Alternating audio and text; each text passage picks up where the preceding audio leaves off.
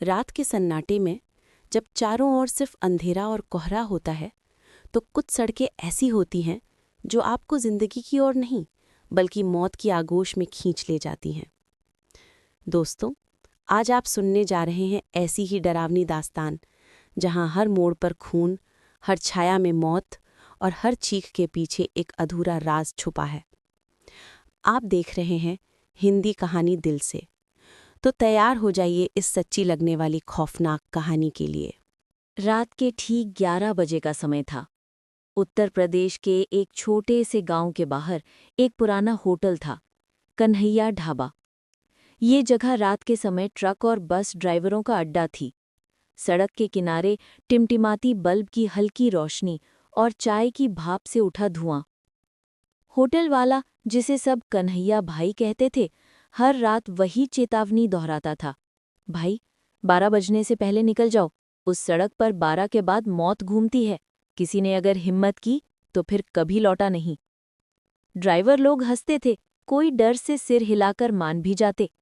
गांव वाले भी बताते थे कि रात को उस सड़क से अजीब आवाजें आती हैं, कभी बच्चों के रोने की, कभी औरतों की चीख की, कभी लगता जैसे जंगल से कोई गाड़ी गुजर रही है जबकि सड़क खाली होती है। उस रात ढाबे पर एक नया चेहरा आया, विजय। वो लंबा रूट कर रहा था और जल्दी माल पहुंचाना चाहता था। उसने होटल पर ट्रक रोका और चाय का ऑर्डर दिया। कन्हैया भाई ने मुस्कुराकर पूछा, कहाँ तक जाना है? विजय बोला, भाई इस सड़क से पार जाना है, रात ज्यादा है, सोचा सीधा निकल जाऊं। कन्हैया भाई का चेहरा अचानक गंभीर हो गया। अरे नहीं, ये गलती मत करना, दिन में निकल जाना, रात में उस सड़क पर मत जाना। विजय ने हंसकर कहा, भाई भूत प्रेत पर भरोसा नहीं, हमने तो जिंदगी ट्रक की सीट पर गुजारी है, डर हमें नहीं लगता। पास बैठे दो बुजुर्ग गांव वालों ने सिर झुकाकर कहा, बेटा हमने अपनी आंखों से देखा है, गाड़ी चलते चलते अपने आप रुक जाती है, ड्राइवर की सीट पर बैठा आदमी गायब हो जाता है, किसी की बस जली हुई मिली और किसी का ट्रक सीधा जंगल के अंदर। ढाबे पर सन्नाटा छा गया, सब लोग विजय को देख रहे थे, लेकिन विजय ने उनकी बातों को हल्के में लिया। उसने हंसते हुए चाय खत्म की और ट्रक स्टार्ट कर दिया। कन्हैया भाई आखिरी बार बोला, भाई अगर सुबह तक पहुंचना है तो 12 से पहले निकल जाओ, लेकिन अब घड़ी देख लो, 11:45 हो चुके हैं। विजय ने कहा, कोई बात नहीं, मैं निकल रहा हूं, जल्दी पहुंच जाऊंगा।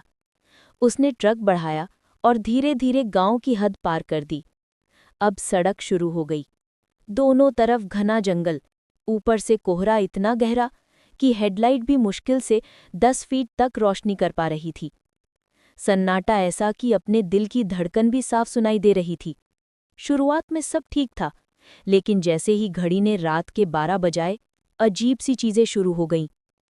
सबसे पहले विजय को सड़क किनारे 5-6 लोग खड़े दिखे, जैसे बस का इंतजार कर रहे हों, लेकिन उनकी शक्लें साफ नहीं दिख रही थीं, बस धुंधले चेहरे और चमकती आंखें। विजय ने सोचा शायद गांव वाले होंगे। उसने ट्रक तेज किया और आगे निकल गया, लेकिन पीछे शीशे में झांककर देखा, वहां कोई नहीं था। सड़क बिल्कुल खाली थी। विजय ने गहरी सांस ली। अभी वो संभला ही था कि अचानक ट्रक का रेडियो अपने आप ऑन हो गया। पहले धीमा गाना बजा, फिर गाना अचानक टूट गया और उसमें से औरतों की चीखें और बच्चों के रोने की आवाजें आने लगी। विजय ने डरकर रेडियो बंद करना चाहा, लेकिन स्विच काम ही नहीं कर रहा था, बल्कि आवाज और तेज होती जा रही थी, जैसे पूरी बस चीख रही हो। विजय का पसीना छूटने लगा। उसने खुद को संभालने की कोशिश की। तभी सड़क के बीचों बीच एक पुराना लालटेन जलता हुआ दिखाई दिया और उसके नीचे खड़ी थी एक औरत। सफ़ेद साड़ी, लंबे काले बाल और चेहरा जैसे मिट्टी से बना हो और दरारों से भरा हुआ हो। विजय ने ब्रेक लगाई। ट्रक अचानक रुक गया। टायरों की चीखती आवाज सन्नाटे में गूंज गई और अगले ही पल ट्रक का इंजन अपने आप बंद हो गया। चारों तरफ घना कोहरा और अजीब सी ठंडी हवा। वो औरत धीरे धीरे विजय की ओर बढ़ रही थी। उसके हर कदम के साथ हवा और ठंडी होती जा रही थी। विजय कांप रहा था। उसने बार बार इंजन स्टार्ट करने की कोशिश की, लेकिन ट्रक जरा भी नहीं चला। औरत अब ट्रक के बिल्कुल पास आ चुकी थी। उसके हाथ में टूटा हुआ लालटेन था। उसकी लौ टिमटिमा रही थी। और विजय को लगा कि लालटेन की रोशनी में सड़क के दोनों तरफ पेड़ों पर सैकड़ों परछाइयां खड़ी हैं, सब उसे घूर रही हैं। जहां पहला भाग खत्म हुआ था, वहीं से कहानी शुरू होती है। विजय बार बार इंजन स्टार्ट करने की कोशिश कर रहा था, लेकिन ट्रक जैसे किसी अदृश्य ताकत ने जकड़ लिया हो। उसके हाथ कांप रहे थे, पसीना टपक रहा था। वो औरत अब ट्रक की खिड़की के बिल्कुल पास आ चुकी थी। उसका चेहरा लालटेन की टिमटिमाती लौ में साफ दिख रहा था। चेहरे पर गहरी दरारें, आंखों से सिर्फ अंधेरा और होठों से रिसता हुआ काला खून। विजय ने पूरी ताकत से हॉर्न बजाया, लेकिन हॉर्न से आवाज नहीं आई, बल्कि हॉर्न दबाते ही अंदर बच्चों की चीखें और औरतों के रोने की आवाजें गूंजने लगी। पूरा ट्रक जैसे किसी और ही दुनिया में चला गया। विजय चीखा, कौन हो तुम? मुझसे क्या चाहती हो? अचानक उस औरत ने टूटा हुआ लालटेन जमीन पर पटक दिया। लालटेन बुझते ही चारों तरफ घना अंधेरा छा गया। और अगले ही पल विजय ने शीशे में देखा, ट्रक के पीछे की सारी सीटें भर चुकी थीं। सब वही लोग थे जिन्हें उसने सड़क किनारे देखा था। उनके चेहरे सड़े गले, आंखें नहीं और हड्डियां साफ दिख रही थीं। सब एक साथ विजय को घूर रहे थे। विजय कांप गया। उसने झट से पीछे पलटकर देखा, लेकिन सीटें फिर से खाली थीं। उसका दिमाग सुन्न पड़ गया। वो बुदबुदाने लगा, ये सपना है, ये सपना है। लेकिन तभी ट्रक अपने आप स्टार्ट हो गया। बिना एक्सीलरेटर दबाए ट्रक तेजी से आगे बढ़ने लगा। विजय चीखते हुए ब्रेक दबाता रहा, लेकिन ब्रेक ने काम ही नहीं किया। ट्रक अंधेरे जंगल की तरफ भाग रहा था। सड़क किनारे पेड़ों पर अब साफ दिखाई देने लगा। हर पेड़ से लटकती परछाइयां, कुछ के गले में फांसी का फंडा, कुछ खून में लथपथ, कुछ बिना सिर के। विजय की आंखें फटी की फटी रह गई। अचानक ट्रक जोर से झटका खाकर रुक गया। सामने एक पुराना टूटा हुआ पुल था। नीचे गहरी खाई और बहता हुआ तेज नदी का पानी। और औरत अब पुल के बीच खड़ी थी। वो हाथ उठाकर विजय को इशारा कर रही थी। आजा, यही तेरी मंजिल है। विजय ने पूरा साहस जुटाकर दरवाजा खोला और ट्रक से कूद गया। जैसे ही जमीन पर गिरा, उसने देखा ट्रक धीरे धीरे अपने आप आगे बढ़ रहा है। कोई अदृश्य ताकत उसे खींच रही थी। और अगले ही पल ट्रक सीधे पुल से नीचे खाई में जा गिरा। एक जोरदार धमाका हुआ, आग की लपटें उठी। पूरा जंगल रोशनी से भर गया। विजय दूर खड़ा कांप रहा था। उसने राहत की सांस ली कि बच गया। लेकिन तभी उसके पीछे से एक ठंडी हवा का झोंका आया। उसने धीरे धीरे मुड़कर देखा, वही औरत अब उसके बिल्कुल पीछे खड़ी थी। चेहरे से खून टपक रहा था, आंखों में सिर्फ अंधेरा। और उसने विजय के कान में फुसफुसाया, तुझे लगा तू बच गया। और अगले ही पल गांव वाले ढाबे पर बैठे बैठे दूर से पुल की आग देख रहे थे। कोई कह रहा था, एक और ड्राइवर गया। कहा था ना, इस सड़क पर कोई नहीं बचता। विजय ने सोचा था कि ट्रक खाई में गिर गया और वो बच गया, लेकिन जब उसने पीछे मुड़कर देखा तो वही औरत उसके बिल्कुल पीछे खड़ी थी। चेहरे से काला खून टपक रहा था, आंखें बिल्कुल अंधेरी और होंठ हिल रहे थे, जैसे कोई मंत्र फुसफुसा रही हो। विजय चीखते हुए भागा। उसने गांव की तरफ दौड़ने की कोशिश की, लेकिन सड़क कभी खत्म ही नहीं हो रही थी। हर मोड़ के बाद वही जंगल, वही कोहरा, जैसे वो गोल गोल उसी जगह पर घूम रहा हो। अचानक उसे दूर से ट्रक का हॉर्न सुनाई दिया। वो रुक गया। ट्रक तो अभी अभी खाई में गिरकर जल गया था, फिर ये हॉर्न कैसे? हॉर्न धीरे धीरे पास आने लगा और अचानक धुंध से वही ट्रक निकला, जलता हुआ, धुएं से भरा और बिना ड्राइवर के चल रहा था। विजय के पैरों तले जमीन खिसक गई। वो चिल्लाया और एक पेड़ के पीछे छिप गया। ट्रक उसके पास आकर रुक गया। दरवाजा अपने आप खुला और अंदर से वही औरत बाहर निकली। इस बार वो और भी डरावनी लग रही थी। उसका शरीर आधा जला हुआ, बालों में राख अटकी हुई और आवाज में गड़गड़ाहट, विजय, अब तेरी बारी है। विजय भागा और जंगल की ओर निकल गया, लेकिन जंगल के अंदर अजीब सी चीजें थीं। पेड़ों से उल्टे लटके हुए लोग, जिनके गर्दनें टेढ़ी मेढ़ी थीं। कुछ पेड़ों से खून टपक रहा था, कुछ में आंखें टंगी हुई थीं। विजय कांपते हुए भागता रहा। अचानक उसे लगा कोई उसके पीछे पीछे दौड़ रहा है। उसने पलट कर देखा तो पूरे जंगल में सैकड़ों परछाइयां दौड़ रही थीं। सबके चेहरे सड़े गले, हड्डियां बाहर, और सब एक ही साथ चीख रहे थे। वो पूरी ताकत से भागा और आखिरकार एक खुली जगह पर पहुंचा। सामने वही होटल था, कन्हैया ढाबा। वो दौड़कर अंदर घुसा। होटल वाले और गांव वाले सब जाग रहे थे। विजय हाँफते हुए बोला, बचाओ, वो औरत, वो सब मेरे पीछे हैं। गांव वाले उसे घूरने लगे। फिर एक बुजुर्ग बोला, बेटा, तू तो मर चुका है। विजय ने चौंक कर कहा, क्या? कन्हैया भाई ने धीरे से इशारा किया, आईना देख। विजय ने होटल की दीवार पर लटका आईना देखा। आईने में उसका चेहरा खून से लथपथ था, आंखें गायब और पूरा शरीर राख में बदल रहा था। पीछे वही औरत खड़ी मुस्कुरा रही थी। और अगले ही पल ढाबे की लाइट झपकी और बुझ गई। गांव वाले सब गायब, होटल गायब, बस चारों तरफ जंगल और कोहरा। विजय चीखा, लेकिन उसकी आवाज धीरे धीरे गायब हो गई। और फिर सड़क पर सिर्फ एक ट्रक खड़ा था। ट्रक का दरवाजा खुला हुआ, ड्राइवर सीट खाली, जैसे कोई हमेशा के लिए उस सड़क में समा गया हो। दोस्तों, ये था गांव के बाद की शापित सड़क भाग 3।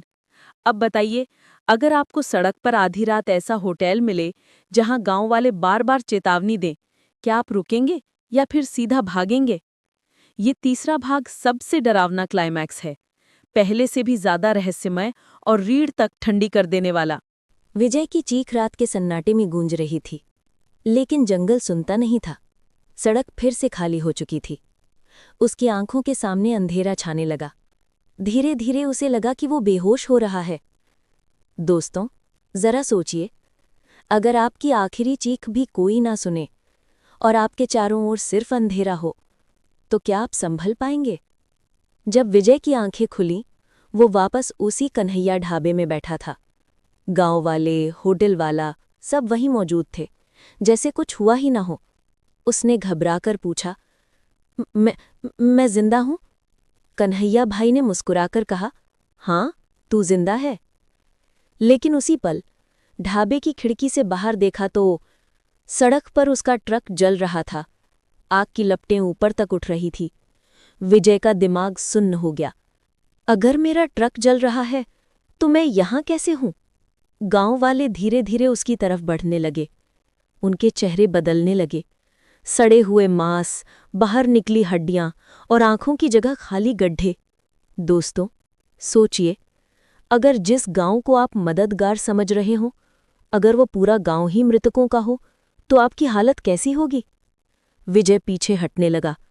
कन्हैया भाई अब पूरी तरह बदल चुका था। उसके मुंह से राख निकल रही थी और आवाज भारी गूंज रही थी। हमने तुझे रोका था, कहा था मत जा, अब तू हमारी दुनिया का हिस्सा है। विजय चीखते हुए दरवाजे की ओर भागा, लेकिन दरवाजा खोलते ही वो बाहर सड़क पर था।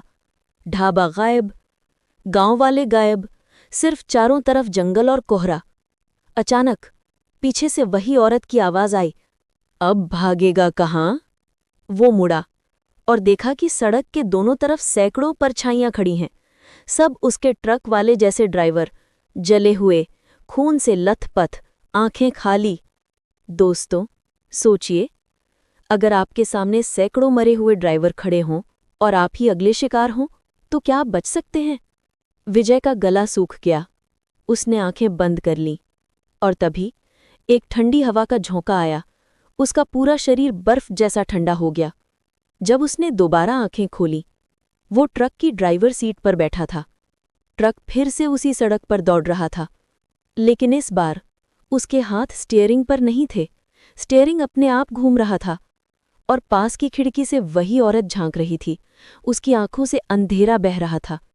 दोस्तों, ये था गांव के बाद की शापित सड़क भाग 4। लेकिन क्या विजय कभी इस सड़क से बच पाएगा, या वो हमेशा के लिए इस मौत वाली राह का हिस्सा बन जाएगा? ट्रक अपने आप दौड़ रहा था। विजय चीखते हुए स्टीयरिंग पकड़ने की कोशिश कर रहा था, लेकिन उसके हाथ जैसे बेकार हो चुके थे। खिड़की के बाहर वही औरत झूल रही थी। उसकी आंखों से काला धुआं निकल रहा था और होठों पर खून की पपड़ी जम चुकी थी। दोस्तों, सोचिए, अगर आपकी गाड़ी आपके काबू में ही ना रहे और मौत सामने हंस रही हो, तो आप क्या करेंगे? अचानक ट्रक रुक गया। विजय ने सांस ली और देखा कि सामने वही ढाबा था, कन्हैया ढाबा। लेकिन इस बार ढाबा टूटा फूटा, जला हुआ और वीरान था। दरवाज़ा अपने आप खुला और भीतर से आवाज आई, आ जा, तेरी सच्चाई तेरा इंतजार कर रही है। कांपते हुए विजय अंदर गया। दीवारों पर जलने के निशान थे। छत से काले धुएं के टुकड़े लटक रहे थे।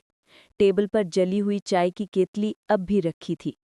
अचानक ढाबे की दीवार अपने आप जल उठी और दीवार पर अजीब आकृतियां बनने लगीं। ड्राइवरों के चेहरे, किसी की चीख, किसी का गला कटना, किसी का जलना। दोस्तों, अब असली राज सामने आने वाला है। विजय ने देखा कि आग के बीच वही औरत खड़ी है, लेकिन इस बार उसका चेहरा बदला हुआ था। कम डरावना, लेकिन दर्द से भरा हुआ। वो बोली, सालों पहले इस ढाबे पर एक हादसा हुआ था। ड्राइवर मुझे बचा नहीं पाए। ढाबा जल गया और मैं यहीं मरी।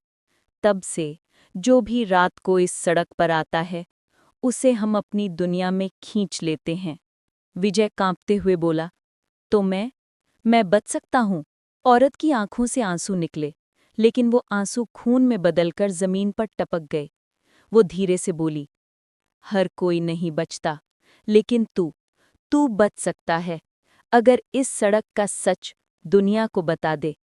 अचानक ढाबे की आग और तेज हो गई। विजय चीखते हुए बाहर भागा। सड़क पर फिर वही धुंध, वही सन्नाटा। ट्रक अपने आप स्टार्ट हो चुका था। वो भागकर ट्रक में चढ़ा। इस बार स्टीयरिंग उसके हाथों में था।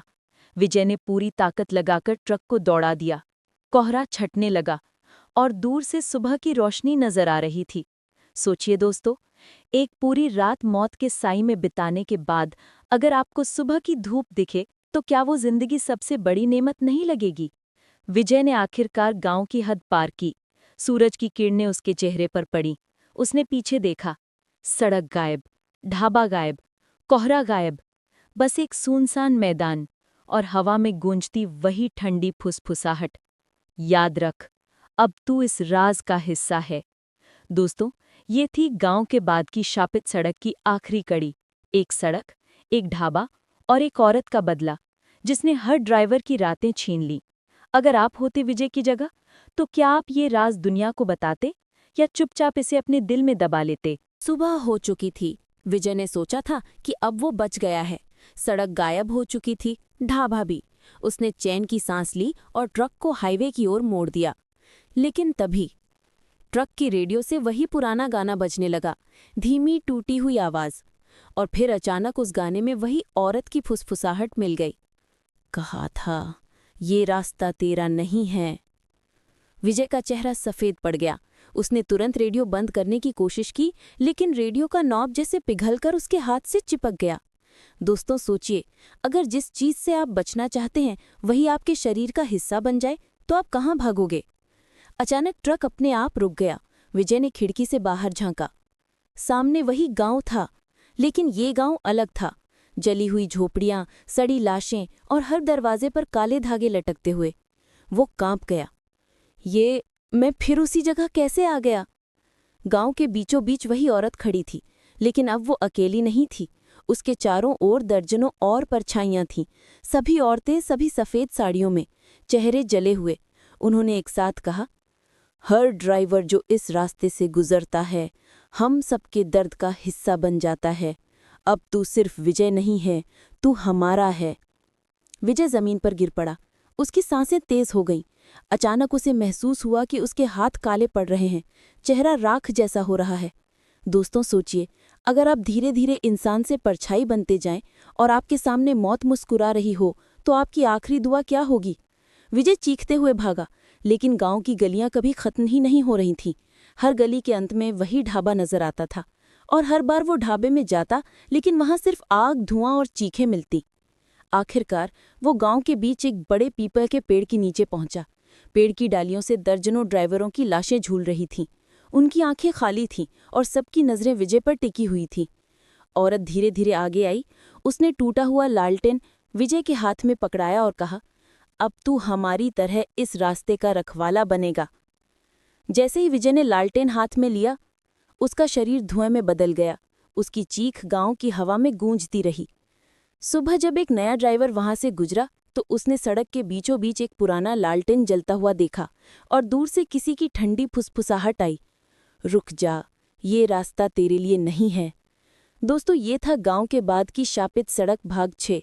अब सोचिए, अगर अगली बार रात में आप किसी सुनसान सड़क पर जाएं और बीच में लालटेन जलता दिखे तो क्या आप रुकेंगे या फिर सीधे भाग जाएंगे? रात के ठीक 12:01 हुए थे। सड़क पर एक नया ट्रक आता दिखा। ड्राइवर का नाम था रामेश्वर। उसने ढाबे की कहानियां सुनी थी, लेकिन उसने हंसकर कहा था, भूत प्रेत जैसी कोई चीज नहीं होती, सब अफवाह है। दोस्तों सोचिए, जब इंसान डर को मजाक समझ लेता है तो अक्सर मौत उसका मजाक बना देती है।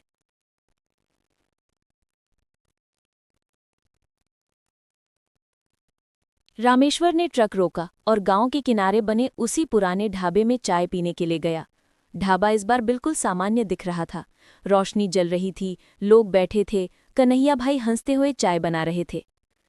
रामेश्वर ने चैन की सांस ली। देखा, सबको डर बेकार में लगता है। लेकिन जैसे ही उसने चाय का पहला घूंट लिया, उसका गला जलने लगा। चाय खून में बदल चुकी थी। उसने कप गिराया और देखा कि ढाबे के सारे लोग चुपचाप उसे घूर रहे हैं। उनके चेहरे पिघलने लगे, आंखों से खून बहने लगा। दोस्तों सोचिए, अगर आपके चारों ओर बैठे लोग अचानक इंसान से परछाई बन जाएं और सबकी नजरें सिर्फ आप पर टिक जाएं, तो आप कहाँ भागेंगे? रामेश्वर चीखते हुए ढाबे से भागा। वो ट्रक में बैठा और इंजन स्टार्ट किया। ट्रक भागा, लेकिन सड़क बार बार उसी गांव की तरफ मुड़ जाती थी। कितनी भी दूर जाए, हर बार वही गांव, वही ढाबा सामने आ जाता। अचानक उसके ट्रक की हेडलाइट में एक चेहरा आया। वो विजय था। अब उसकी आंखें काली राख थीं और हाथ में वही लालटेन। वो चिल्लाया, मैंने कहा था ये रास्ता तेरे लिए नहीं है। रामेश्वर ने ब्रेक मारी, लेकिन ट्रक रुकने के बजाय हवा में घूमकर उल्टा पड़ गया। उसकी खिड़की से बाहर झांकते ही उसने देखा, नीचे सड़क नहीं बल्कि सैकड़ों जली हुई लाशें थीं जो हंसते हुए हाथ हिला रही थीं। दोस्तों, क्या आपने कभी सोचा है कि मौत का भी एक गांव हो सकता है जहां हर घर में एक आत्मा कैद हो और हर सड़क सिर्फ मौत की ओर जाती हो? रामेश्वर की चीख उस रात गांव के कोहरे में खो गई। सुबह सिर्फ उसका ट्रक खाली मिला। ड्राइवर सीट पर कोई नहीं था, लेकिन साइड मिरर में साफ दिख रहा था कि उसके पीछे अब विजय और रामेश्वर दोनों परछाइयां खड़े मुस्कुरा रहे थे। दोस्तों, ये था गांव के बाद की शापित सड़क भाग 7। लेकिन असली सवाल ये है कि क्या ये शाप कभी खत्म होगा या हर नए ड्राइवर की मौत से ये और मजबूत होता जाएगा? तो दोस्तों, ये थी गांव के बाद की शापित सड़क की एक और कड़ी। अब सोचिए, अगर आपको कभी रात के अंधेरे में कोई पुराना लालटेन जलता दिखे या कोई अनजान आवाज कहे, रुक जा, ये रास्ता तेरे लिए नहीं है, तो क्या आप मानोगे या फिर मौत को न्योता दोगे? अगर कहानी ने आपकी दिल की धड़कनें तेज कर दी हों, तो हिंदी कहानी दिल से को जरूर सुनते रहिए, क्योंकि अगली रात अगली कहानी शायद और भी डरावनी हो सकती है।